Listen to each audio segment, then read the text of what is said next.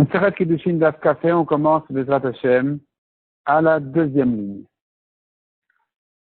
Tave de Nazunia, le Hatou les Pirkei de Rav Chisda.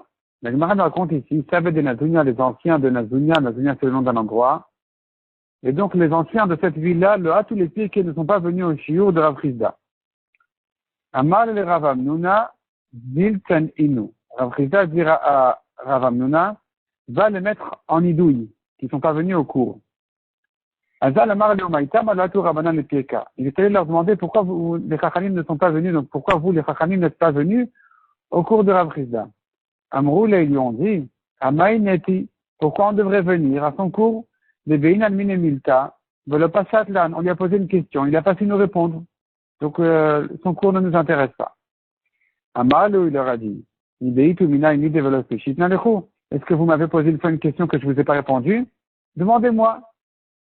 Baomine lui ont posé la question. Eved Shazirto Rabo Bebetim Maou. Si, sachant qu'on a appris qu'un maître qui a abîmé à son esclave, les membres ne reviennent pas, qui ne repoussent pas, l'esclave se libère. Donc on entend par là les doigts, le nez, les oreilles. La question qui se pose maintenant, s'il lui a abîmé les parties, est-ce que Kemoum chez Begalou, il a mis demande à Gemara, Kemoum chez Begalou, est-ce que c'est comme un membre, est-ce que c'est comme un défaut visible, ou c'est pas considéré comme visible? Lo avabiade. Rav Amnuna n'a pas su leur répondre. Amrou lo mashimcha, ils lui ont dit quel est ton nom? Amarleu Amnuna. Amrou le Rav Amnuna la Karnuna. Ils lui ont dit non, tu n'es pas Amnuna, tu es Karnuna. Karnuna Rashi, il dit Yashve Kranot. Comme on dit après le limoud, on dit chez Samtach Elkenim Yashve Bet Midrash, Velo Samtach Elkenim Yashve Kranot. On remercie à Kadosh Baruch Hu qu'on fait partie de ceux qui sont assis au Bet Midrash et pas de ceux qui sont assis dans les coins pour perdre leur temps. Ici, donc, ils lui ont dit, tu n'es pas Hamnuna, tu es Karnuna. Ou bien, d'après Tosfot, Hamnuna, Karnuna, le premier Tosfot ici à gauche, Peresh Bekuntras Yeshev Kranot Ata, de Baal Torah. Tu n'es pas un Talmid Chacham, tu n'es pas un Baal Torah, tu es quelqu'un qui perd son temps. Le Rabbeinu Chanan el Piresh, Ata Omer Hamnuna, Ainu Hamnuna. Rabbeinu Chanan explique que tu dis que tu t'appelles Hamnuna, qui veut dire Ham, c'est Ham. Ham. Nuna, c'est un poisson. Tu te prends pour un poisson chaud, Dag Ham, Venken, et la Karnuna, Dag Shukar, tu es un poisson froid. Tu n'es pas chaud, tu n'as pas su nous répondre. Atelekame de Rav Chisda, quand il est allé Rav Amnuna chez Rav Chisda pour lui rapporter la question, les anciens de Nazunia qui ne sont pas venus au cours, Amal et Matnita Baominach. Rav Chisda lui dit, mais c'est une Mishnah qui t'ont demandé. Tu aurais pu la prendre d'une Mishnah. Apparemment, c'est pas ça la question qu'ils avaient posée auparavant à Rav Chisda qui n'a pas su répondre. Il avait posé une autre question et Rav Chisda ne leur a pas répondu. Et là, quand Rav Amnuna leur a dit, mais demandez-moi, est-ce que vous m'avez demandé une fois quelque chose que j'ai pas su vous répondre? C'est là où ils lui ont posé une nouvelle question. Et là, il n'a pas su leur répondre. Donc la question était, est-ce que c'est comme un membre visible? On a dit que l'esclave, il se libère quand le maître lui a mis un membre visible. Ou bien j'ai dit non, puisque c'est enveloppé, ça s'appelle pas comme un membre visible. Et donc il n'a pas su leur répondre. Et il lui dit, Rav Chisda, c'est une Mishnah. Tu pourrais la prendre d'une Mishnah, c'est en fait une marloquette. La Mishnah ne parle pas du tout de l'esclave, elle parle d'autre chose. La Mishnah nous dit comme ça. Les 24 membres de l'homme, les 24 têtes de membres de l'homme, Kulam en metanim mishum nichya. Tous ne rendent pas tamé dans un cas de tarat. Il y a parmi les simanim de Touma pour une tache de lèpre, de tarat, nous avons un cas de nichya, qui veut dire si au milieu de la tache blanche, il y a un peu de chair, de couleur de peau normale, eh bien ça rend tamé. C'est un siman qui rend tamé. Soi-disant cette peau normale, en fait un siman de Touma. Et donc il y a 24 têtes de membres dans l'homme, où on dit qu'il n'y a pas ce siman de Touma. Pourquoi? Parce qu'il faut que le Kohen puisse voir la tâche entière en un coup, et pas tourner le doigt pour la voir de tous les côtés. Ve'eluem rachet, ve'eluem, voici les 24 membres. Rachet vot et raglaim, les 20 doigts, pieds, mains et pieds. Des rachet oznaim, plus 2 oreilles. Le roche achotem est le nez. Le roche agvia est le membre. Des rachet adim shebaisha. Et le sein de la femme. Rabbi Domer Rav Shebaish, même de l'homme. Vetani ala, bekulam et vedotedam necherut. Sur cette Mishnah qui parle de Tzarat, de Negaïm, nous avons une braïta qui dit, il en est de même pour un esclave qu'il puisse se libérer quand son maître lui a abîmé ces membres-là. Rabbi Omer Afasirus. Rabbi dit, même si son maître lui a abîmé les parties, il s'en va. Benazai Omer Afalashon. Benazai dit même la langue. Amarmar. La Gemara reprend. Rabbi Omer Afasirus. Serus Demaï. Qu'est-ce qu'il a abîmé? Il est ma Serus de Guide. S'il a abîmé le membre, Aïnouk Via. Ça fait déjà partie des 24 membres qu'on a dit. Qu'est-ce que vient Rabbi ajouter? Et là, Serus de Bétil. Il a abîmé les parties. Rabbi Omer Afasirus. Et donc Rabbi dit que dans ce cas-là, l'esclave il se libère. Ici aussi l'esclave il se libère. Et la Gemara demande de Rabbi la Shonno. Ben Ezai après Rabbi ajoute la langue. C'est que Rabbi pense que la langue c'est pas considéré comme un membre visible. Et donc si le maître lui a coupé la langue, l'esclave ne se libère pas. La Gemara demande est-ce que pour Rabbi la langue c'est pas un siman, c'est pas visible. Veraminu. Areni Shayam Azeh. La Gemara ramène contre ça une braïta qui parle de quelqu'un qui asperge de l'eau de la vache rouge pour purifier un tamé. Mishayam Azeh. Viniteza Aza Alpiv. Et la goutte est arrivée sur sa bouche. Rabbi Omer Iza, Vachachamim Omrim Lo Iza. Selon Rabbi, il est tahor. Ça s'appelle qu'il a aspergé correctement. Selon Chachamim, non. Maïla Valeshono, n'est-ce pas qu'il s'agit que ça a touché sa langue? Pour Rabbi, ça s'appelle un membre visible. Et donc, il est tahor. Pour Chachamim, non, ça fait partie des organes cachés de l'homme. Et donc, il n'est pas tahor comme ça. Ça ne s'appelle pas qu'on a aspergé sur lui. La Gemara dit non, al-Sfatav. Il s'agit non ici que ça a touché ses lèvres. Demande la Gemara al-Sfatav. Pshita, c'est évident qu'il est tahor. Pourquoi tu dis selon Rabbi il est tahor? Pour Chachamim, non. Évidemment qu'il est tahor sur ses lèvres. Les lèvres, c'est un endroit découvert de l'homme. C'est complètement visible. Ça fait partie des parties extérieures de l'homme. Répond la Gemara Maoud et Temazin de Chalim Sifte. J'aurais pu dire non, mais des fois il ferme les lèvres complètement. Et donc ça s'appellerait un endroit caché de l'homme. Kamash Malan que non. Kamash Malan que ça ne s'appelle pas un endroit caché. Donc selon Rabbi, sur les lèvres ça va, mais sur la langue non. Parce que pour Rabbi, comme on a dit, la langue c'est un endroit caché. Et donc, ce n'est que Ben Ezai qui considère la langue comme un endroit visible et que donc l'esclave il se libère avec. Mais pour Rabbi, non. Rabbi n'a pas ajouté la langue. Gemara Diva Tanya, al-Leshono. On a une braïta qui dit clairement que pour Rabbi, quand il a aspergé sur sa bouche qu'il est tahor, ça veut dire sur sa langue. Vod Tanya, encore une braïta, le Shenital Rov Alashon, un animal de korban, un korban, qui a perdu la majorité de sa langue, ça s'appelle qu'il a un défaut. Il n'est pas sourd. Rabbi Omer Roram Daber chez Bilshono. Rabbi dit, la majorité de la partie détachée de la langue, c'est-à-dire la partie en fait qui parle chez l'homme. Parce que la langue elle est bien plus longue que la partie qui parle, qui est souple, qui peut parler, qui peut bouger. La partie qui est un peu détachée de la bouche. La majorité de cette partie-là de la langue, si donc le korban l'a perdu, ça s'est coupé ou quoi, il n'est pas sourd. Donc tu vois que pour Rabbi, c'est considéré comme un défaut. Donc ça fait partie des membres visibles de la BMA du korban. Et donc pourquoi Rabbi ne dirait pas que l'esclave se libère par la langue, que l'esclave se libère si son maître lui a coupé la langue? Répond la Gemara et la Rabbi Omer Sirus, voilà mi la chambre. En fait Rabbi, quand il a dit si ton maître lui a abîmé les parties, il est libre, ça veut dire, et c'est même pas la peine de dire que pour la langue, bien sûr que la langue c'est plus visible encore, elle n'est pas enveloppée, et donc c'est sûr qu'il est libre. Benazai Amar, la Shon aval Siruslo. Benazai qui dit la langue, il veut dire par là la langue oui, mais les parties non. ou maïaf. Pourquoi il dit même la langue? On a l'impression qu'il vient ajouter sur Rabbi. Non, la Gemara dit akamaïta.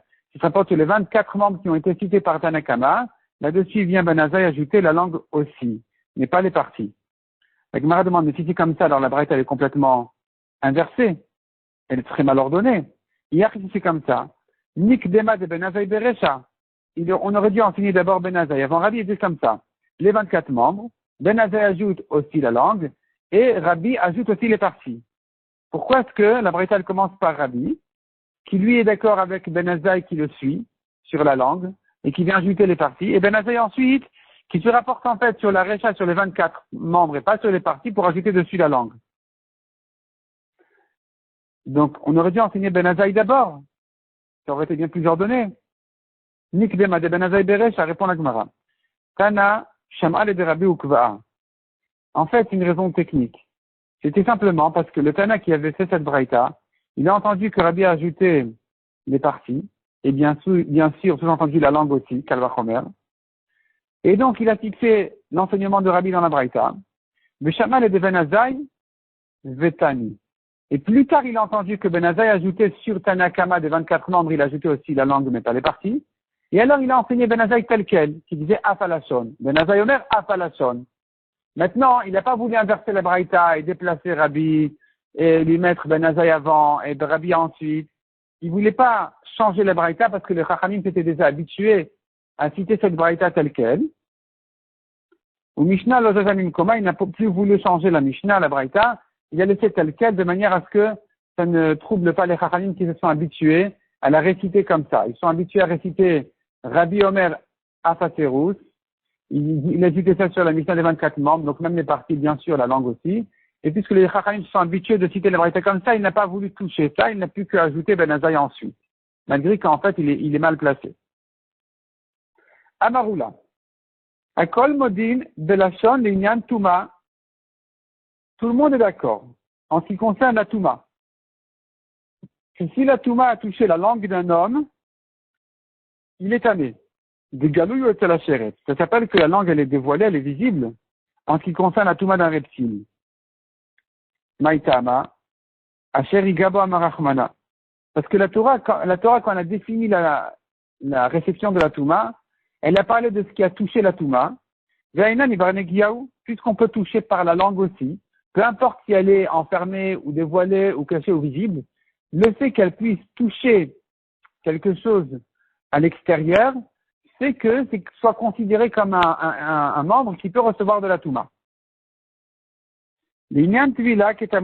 Par contre, par rapport à la Tvila, quand il se trempe au mikvé, la langue est considérée comme un organe caché dans le corps, qui n'a pas besoin de toucher l'eau. On n'a pas besoin de sortir la langue ou d'ouvrir la bouche quand on se trempe au mikvé. On apprend ça du pasteur qui dit il va tremper son corps dans l'eau. De même que son corps, en parlant ici de sa peau, sa chair, sa peau, c'est quelque chose qui est en contact avec l'eau. De la même manière, tout ce qui peut être en contact avec l'eau, or la langue ne peut pas être en contact avec l'eau directement, parce que de toute façon, il ne peut pas sortir toute sa langue. Et que rentrer l'eau dans sa bouche, c'est sûr qu'il n'a pas besoin.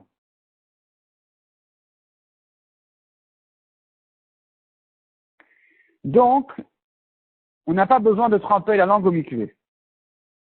Donc finalement, en ce qui concerne la touma du reptile, c'est sûr que la langue est considérée comme quelque chose d'extérieur qui peut recevoir de la touma. En ce qui concerne un mikvé, c'est sûr que la langue est considérée comme un endroit caché du corps qui n'a pas besoin de toucher l'eau. Le Nechleko et la Leïnian Aza'a. Leur discussion n'est qu'à propos de Aza'a. Quand on asperge de la vache rousse, de l'eau de la vache rousse, est-ce que tu considères la langue comme un endroit qui peut le purifier, ou bien non, ça fait partie des organes intérieurs qui ne sont pas concernés par cette purification-là, ou plutôt par cette halakha d'asperger sur eux pour les purifier. Rabbi Medam el Aletouma, de Rabbanan Medam el Aletvila. Rabbi compare la langue à la Touma, qui est considérée comme un endroit visible de l'homme, et qui donc peut recevoir de la Touma, peut recevoir aussi l'aspersion de l'eau de la vache rousse. Chachamim disent non. On compare la langue au mikvé, et donc ça fait partie des organes cachés en ce qui concerne aussi la purification de la vache rousse. Mais Tarvayu Baïkra Kamiflagé. Les deux sont en discussion sur le pasteur qui dit. Viva Taor la Tane Vegomer. La Torah dit va asperger le Taor, va asperger sur le Tane, etc. Rabbi Savar Visa Taor la Tane. Rabbi dit le pasteur s'entend comme ça. Il se partage comme ça. Donc Visa Taor la Tane Beyamashvishi ou Beyamashvi. Il va asperger le pur sur l'impur le troisième et le septième jour de Satouma. Nechiteo. Et donc il va asperger sur lui pour le purifier. Et donc Rabbi, tu vois ici, il compare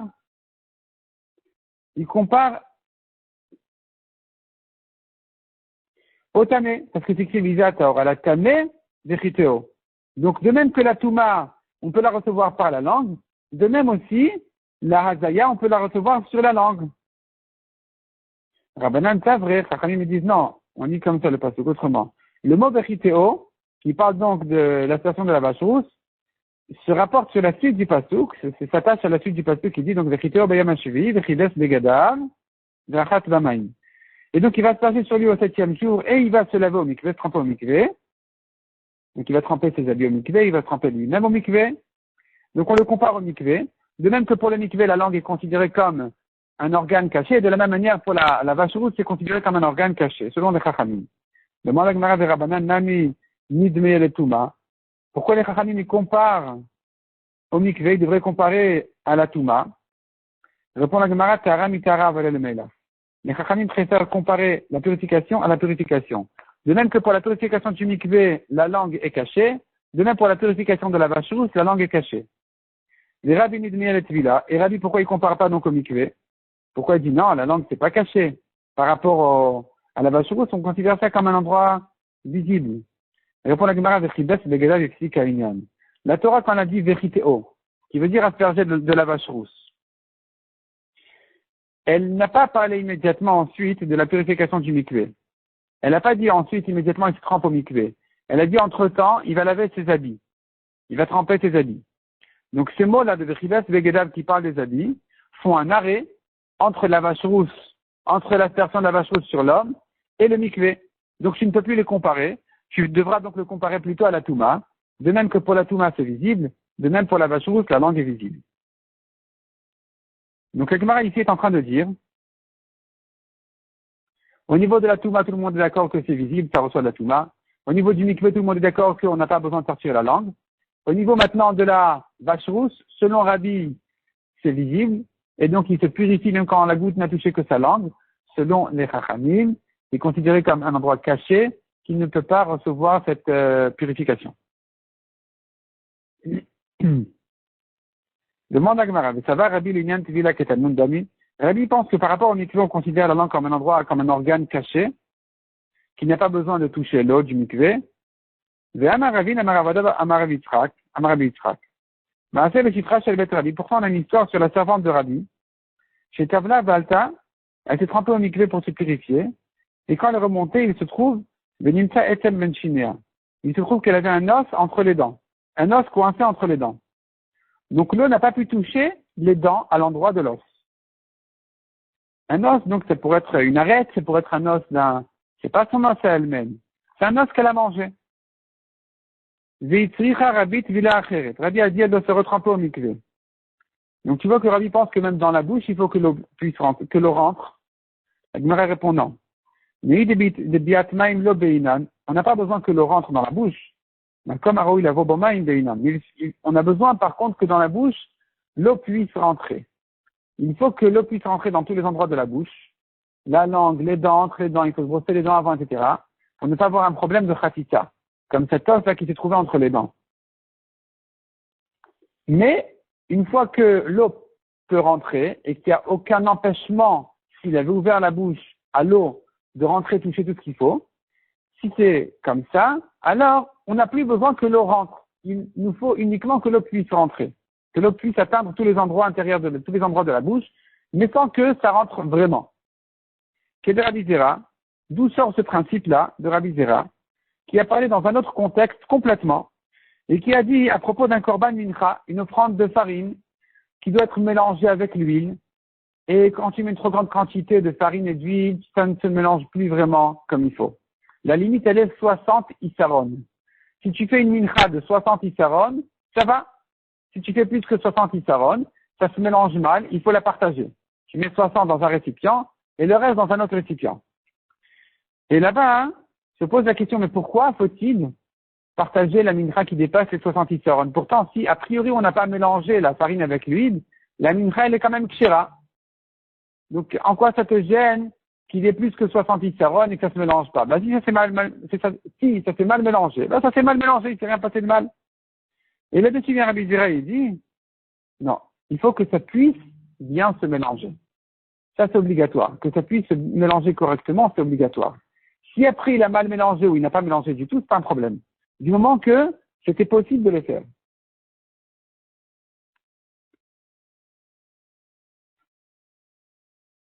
C'est ce que dit Rabbi Zera. C'est un principe maintenant. Ce principe de Rabbi Zera, on l'utilise dans beaucoup de contextes dans le chasse.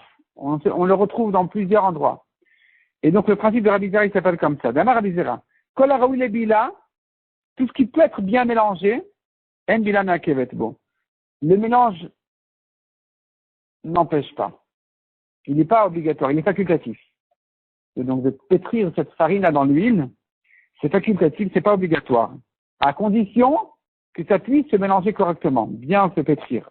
Mais chez Nora ou les bila na'kevet bo. Mais si le mélange ne peut pas se faire correctement parce qu'il y a une trop grande quantité, dans ce cas-là, Nora ou les bila, ça ne peut pas se mélanger. Bila na'kevet bo. Ici, je dirais non. La bila, donc le mélange, il est un problème là. Ça devient obligatoire. Donc, ce qui est obligatoire, c'est que ça puisse l'être. Une fois que ça peut l'être, on n'a plus besoin de le faire pratiquement, dans la pratique. Et donc, pareil chez nous. Il me faut une bouche qui peut recevoir l'eau entre les dents, autour de la langue. Une fois que la bouche est propre et que l'eau peut rentrer dans tous les endroits de la bouche, je n'ai plus besoin que l'eau rentre pratiquement dans la bouche. Donc, ce qui explique pourquoi, avant d'aller au mikvé, il faut bien préparer la bouche et les dents, etc., malgré que finalement on n'ouvre pas la bouche au mikvé. Parce que ça doit être un endroit qui soit raouille le biat maïm, qui soit apte à recevoir l'eau correctement. La Gemara revient donc maintenant sur la discussion qu'on a vue en haut. Est-ce que c'est considéré comme un défaut visible d'avoir abîmé les parties? On a vu est-ce que l'esclave se libère avec ou pas, c'était une marloquette entre Tanakama et Rabbi, et Ben Azaï aussi, qui était plutôt pour Tanakama. Et la Gemara nous ramène là-dessus encore une marloquette. Cette fois-ci, on parle des korbanot. Un korban qui a été abîmé, il a un défaut, il n'est pas soumis. La Torah nous dit là-dessus. Umaouch vechatout venatouk vecharut. C'est-à-dire, il y a 4 manières, 4 niveaux de férousse qui rendent le korban pasoul par défaut. Ces 4 niveaux-là sont umaour, qui veut dire quand ces parties ont été écrasées, vechatout, ou plus que ça, broyées, complètement émiettées, venatouk, ou bien détachées mais encore reliées par la peau, vecharut, ou bien coupées intérieurement. Là-dessus, nous avons une marloquette. De quoi il s'agit? Kulan de Betin livré Rabbi Yehuda. Selon Rabbi Yehuda, ces 4 choses-là rendent le korban pasoul quand ça a abîmé les parties.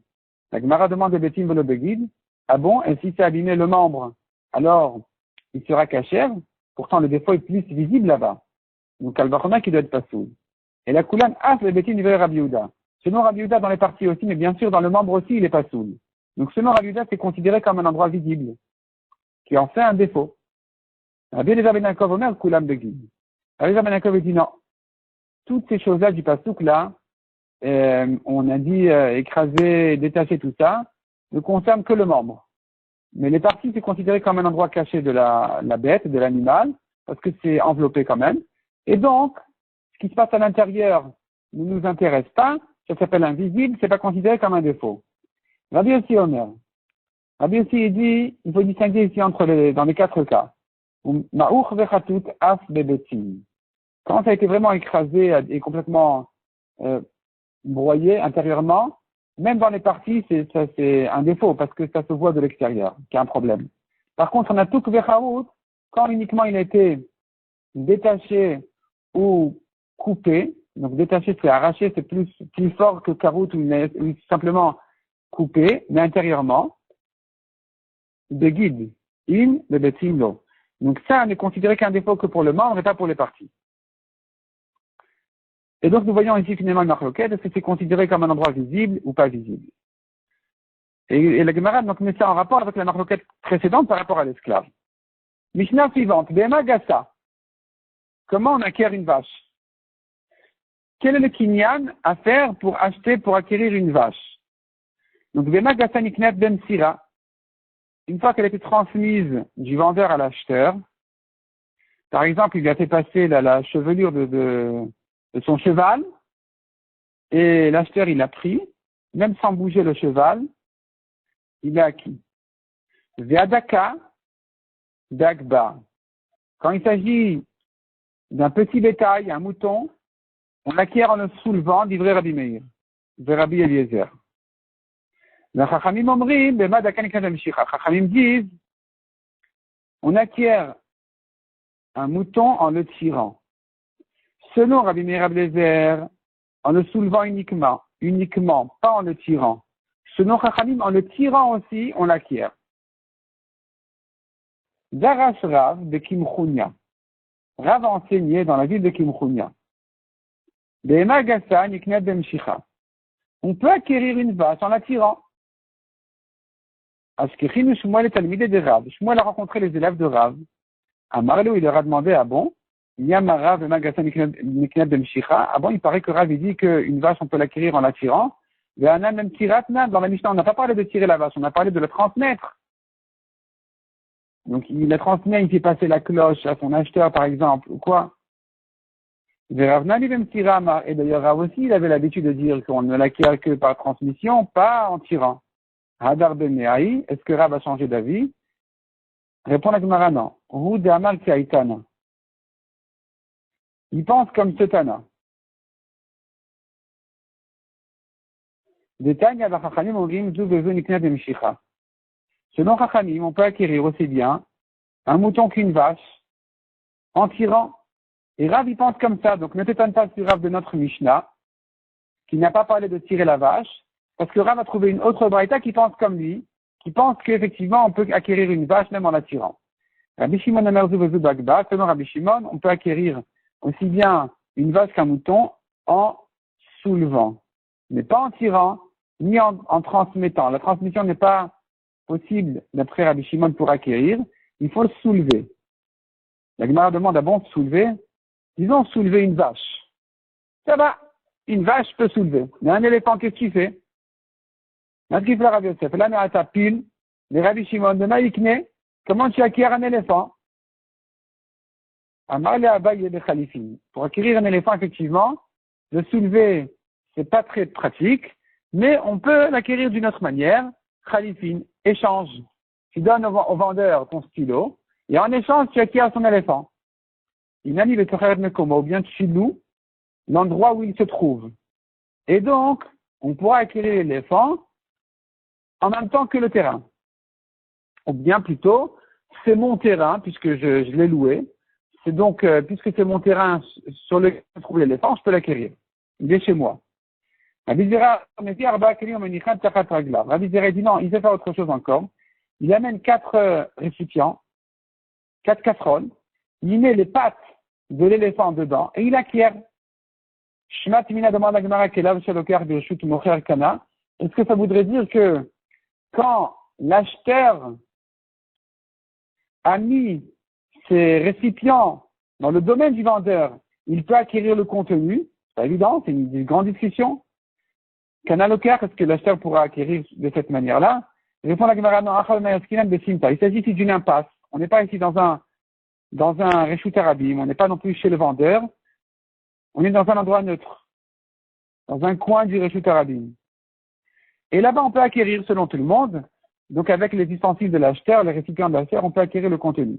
Donc ici aussi, pour acquérir l'éléphant, qui est le contenu de ses casseroles, en mettant ses pattes dans les casseroles.